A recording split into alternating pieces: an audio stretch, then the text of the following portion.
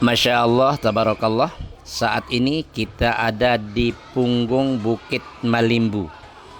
Tikungannya yang melingkar seperti ular, lalu dipagari oleh bukitnya yang asri dan indah. Bersama para traveler yang lagi menikmati istirahatnya.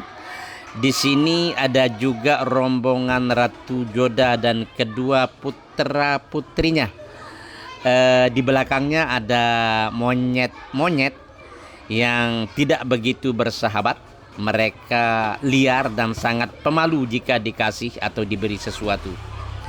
Yang pasti, rest area ini adalah obat capek, obat mata, dan dapat membisukan ucapan karena keindahannya yang terlihat begitu dahsyat.